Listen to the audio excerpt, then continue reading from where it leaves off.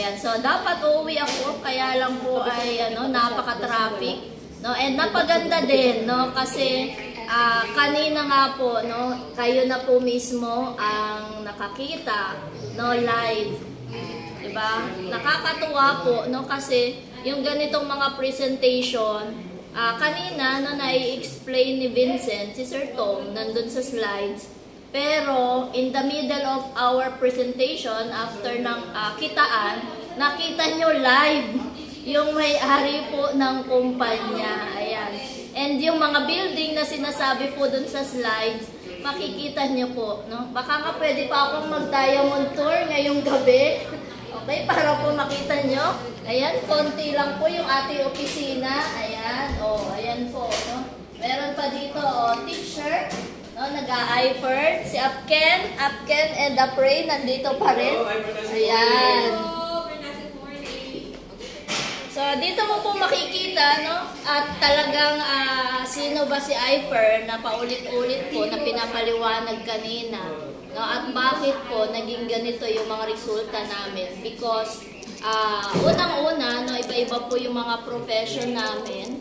No? Bibilisan ko na lang din yung sharing ko. No, yung dati pong pharmacy assistant na napakaraming duda sa industriya ng network marketing na katulad po ng mga tao dito na pag nakarinig lang na networking, ayaw na, di ba? So, ayaw na makinig. So, katulad nyo din po dati, no, na nakita ko po kung gaano po kaganda yung kumpanya ni iFern at gaano po kalaki, nawala po lahat ng duda ko po na yan. Okay, so yung profession ko po dati, bago ko po ma-meet ang industriya na to, na ang sweldo ko po ay 8,000. Because po dun sa ipinakitang negosyo sa inyo, na bago po yung buhay ko. Ayan, so siguro wag na po ipakita yung slides ko, kasi nakita nyo na naman po dun sa video kung ano po yung nangyari po sa akin. Okay, so I joined 2016 po, dito po kay iFern. And kung sa pagalingan at pagalingan po ng product, isa din po ako. Kanina po medyo naiyak ako no sa kwento ni Ate Marites, no. Napakagaling talaga ng ating mga iFern products. So ako din po, no, isa din po ako sa natulungan ng iFern products, yung akin pong hormonal imbalance, natulungan po ng mga produkto po ni iFern, especially po yung mga Power Trio. Kaya ngayon po, no, ang binebenta ko na po, hindi na Biogesic, hindi na Neosep, hindi na po yung mga OTC drugs. Ngayon po, Fern Active, di ba, Fern D, and Milka. So, yun na po mga nasa paligid ko dito. Ngayon po, yan na po ang binebenta ko. Ayan. So ako po ay negative din sa ganitong klase ng industry, sabi ko nga po sa inyo. Pero, nung nakita ko na maganda pong kumpanya si iFern, hindi na po ako nagdalawang isip na subukan. Ayan. So, and then nung nasubukan ko po siya, at start, of course, napakarami po, no, na ayaw din po na sumama din po sa akin, no, because katulad ko din, ayaw din nila.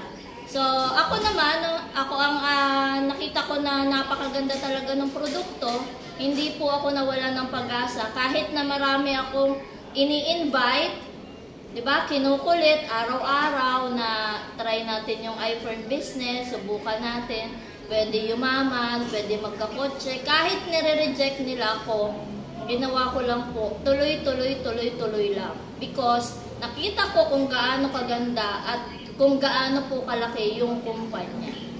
So fast forward po tayo, after how many months of doing iFern, di ba uma-attend po ako ng mga training dito, and then yun po, inaalam ko po pasikot-sikot. And then after ilang months po, nagsimula na po yung resulta po sa akin ni iFern.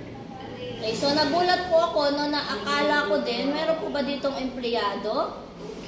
Yan, yung akala ko na extra income, additional income lang po yung ibibigay po sa akin ni iFern, na which is at start, yun lang din naman po talaga yung gusto ko. Yung makadagdag lang, no? Kasi sabi ko nga, kahit hindi na yung masyadong malaking income, bigyan lang ako ng additional na 10,000, malaking tulong na po yun. No? Kasi sa isang magulang po na katulad ko, no, pag ikaw po ay nagre-rent ng bahay, nagbabayad ka ng bills, magpapaaral ka ng anak, di ba, yung pang-grocery, yung pangbayad ng kuryente, problema po namin yan. So sabi ko, 10,000 lang, okay na ako, makaka-LL na ako. Makaluwag-luwag na sa isipin ng isang magulang. Okay, so kaya lang po, no, nagulat po ako, no, nung sineryoso ko po yung negosyo.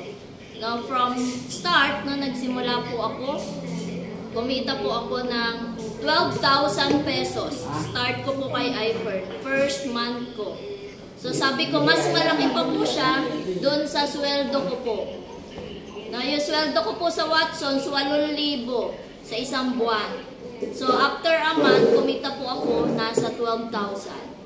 After another month, ba? Dahil nga po sabi ko maganda pala yung maganda pala yung kitaan. So sineryoso ko pa po and talagang hin-invite ko na yung mga kahit hindi ko na kakilala. After second month po, naka-receive ako 50,000. Diba? Napakalaki po ng 50,000 nung na-receive ko kasi ko na po yan, times 5 na po yan ang sweldo ko sa Watsons. Hindi pa po natapos dyan. After third month, naka-receive ako 80,000. After 4 months, naka-receive po ako almost 400,000. Simula po noon, 4 months lang, doon na po nasira yung ulo ko. Diba? So sabi ko, ganun pala. No, kahit pala wala kang 70,000, yung pang-start, no, pag ginawan mo pala siya ng paraan, bawi pala yung ilalabas. So, alam niyo po, no, after 5.5 months, na-hit ko po yung first 1 million ko po dito kay iFern. Na hindi ko po yun ine-expect. Kasi bakit? Kung meron po ditong tao na feeling nyo hindi nyo kayang gawin si iFern, ako po yun. No, kasi bakit? Napakamahiyain ko pong type ng tao. No, so pag ako po ay hindi nyo kinausap, bahala ka, hindi din kita kakausapin. So, imagine nyo, no, isang araw mayayari pala sa akin na pwede pala kumita ng malaki kahit na medyo mahihiyain ka. Diba? Kahit na medyo limited po yung kakilala ko. Kaya po, konti lang talaga yung kakilala ko kasi hindi naman ako pala kaibigan. Sabi ko, kaya pala, pwede palang kumita. Okay, so, yun po, no? And tinuloy-tuloy ko pa, no? Kasi sabi nga sa akin ni Sir Tom, hindi importante kung sino yung kakilala mo. Ang importante, yung kakilala ng kakilala mo. Sabi ko, nga, no? Yung kakilala ng kakilala ko. So, alam niyo po, no, hanggang dumami po, no, nang dumami, na hindi ko po namamalayan. After 8 months in doing iFern, grabe po yung ibinigay po sa amin. Na-awardan po kami ng MMC, Multi-Millionaires Club. Kasi pag naka 5 million ka po, automatic po, Multi-Millionaires Club ka. 8.5 months lang, hindi ko po ine-expect na ibibigay po sa amin yun. And alam niyo po, hindi pa po natapos doon. After a year of doing this business, yung akala ko imposible na kumita ng milyon. Katulad po na ini-explain kanina ni Up Edwin, no? 'Di ba parang too good to be true? Sa 10,000 na kapital, kalahating milyon yung pwede kitain. Sa 76,000, 4 million yung pwedeng kitain. Parang too good to be true. Mangyayari ba yan? Posible bang mangyari yan? So, hindi ko po ina-expect after 1 year lang of doing this business, kumita po ako ng 1 milyon po. Mahigit. 1 milyon mahigit sa isang buwan na po. Okay, so yun po, no? The rest is history. Okay, so 9 years doing this business, no, kumita na po ako almost 300 million. Ayan, so kaya hindi ko na pinakita po yung slides ko kasi nandun po lahat sa video, nakita nyo naman po yung resulta. Okay, so yung bahay ko po, no, na galing po lahat yun kay iFern. Na yun po, isa talaga sa pinagmamalaki ko kasi bakit? Taga Quezon Province po ako. No, kung Ako po ay, ang nanay ko ay may maliit na tindahan. Ang tatay ko nagkakatay ng baboy sa palengke. Ang bahay po namin sa isla ay gawa po sa pawid at kawayan. O yung mga taga-probinsya po dito. So, ganun po ang bahay namin.